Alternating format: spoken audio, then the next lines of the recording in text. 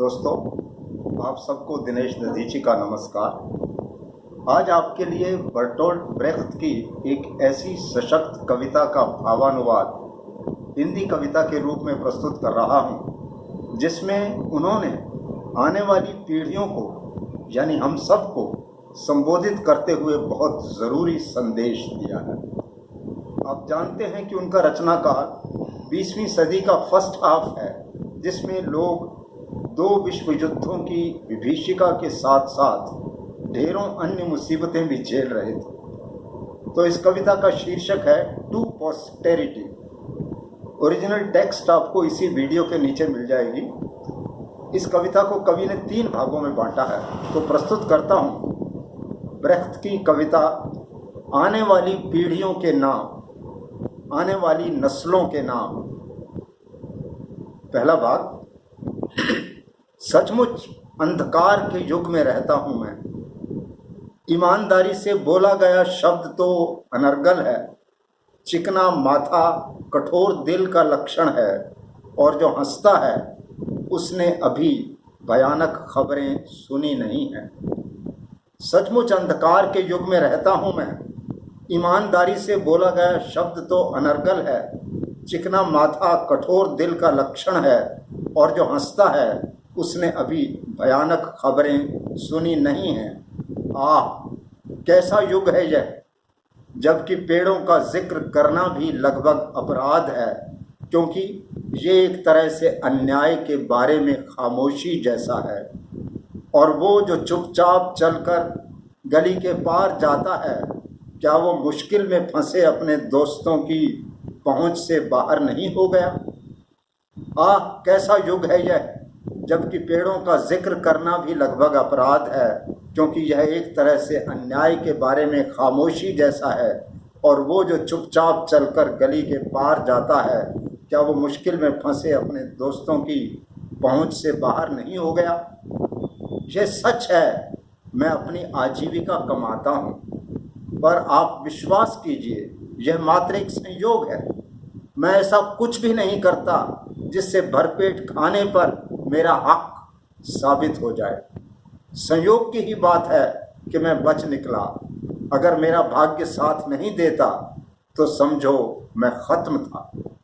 ये सच है, मैं अपनी आजीविका कमाता हूँ, पर आप विश्वास कीजिए यह मात्र एक संयोग है। मैं ऐसा कुछ भी नहीं करता जिससे भरपेट खाने पर मेरा हक साबित हो जाए। संयोग की ही बात है कि मैं बच निकला।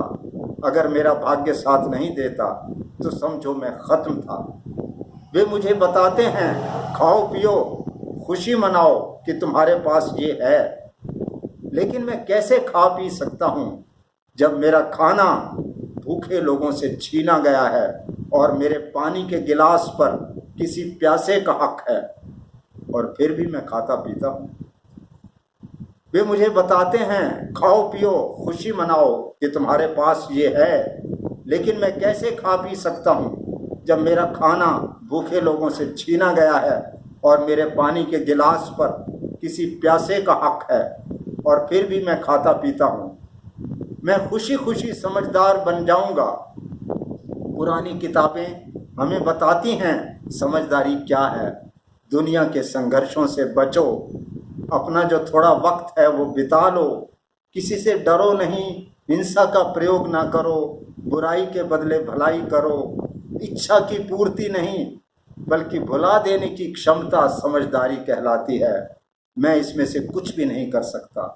सचमुच अंधकार के युग में रहता हूँ मैं खुशी खुशी समझदार बन जाऊँगा।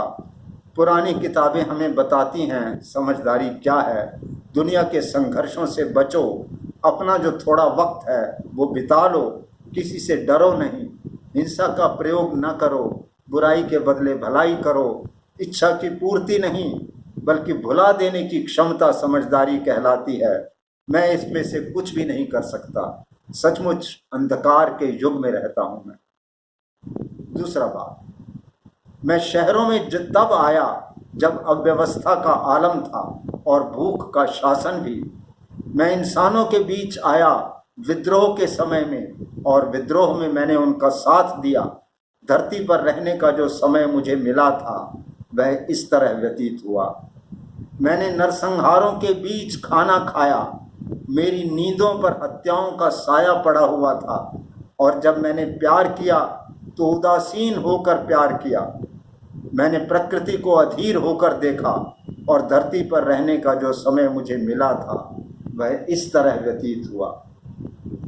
मैंने नरसंहारों के बीच खाना खाया, मेरी नींदों पर हत्याओं का साया पड़ा हुआ था, और जब मैंने प्यार किया तो उदासीन होकर प्यार किया। मैंने प्रकृति को अधीर होकर देखा, और धरती पर रहने का जो समय मुझे मिला था वह इस तरह व्यतीत हुआ।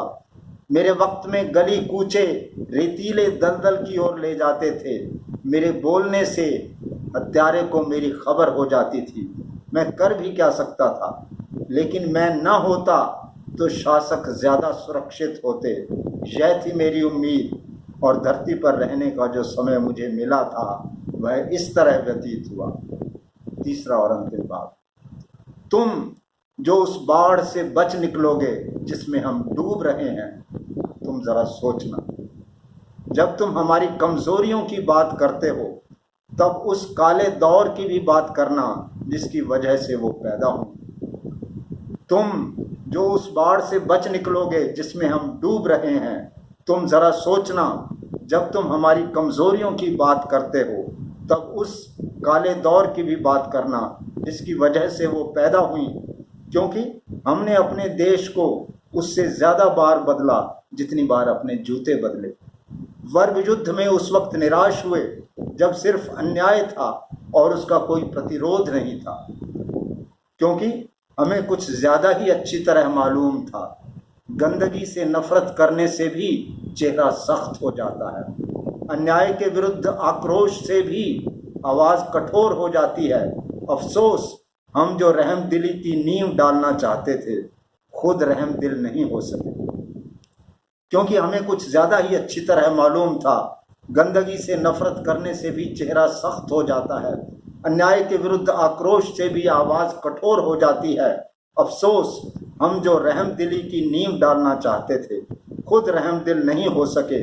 लेकिन आखिरकार जब ऐसा हो जाए कि इंसान दूसरे इंसानों की मदद कर सके, तब तुम ज़्यादा कठोरता से हमारा मूल्यांकन मत करना। लेकिन आखिरकार जब ऐसा हो जाए कि इंसान दूसरे इंसानों की मदद कर सके, तब तुम ज़्यादा कठोरता से हमारा मूल्यांकन मत करना। धन्यवाद।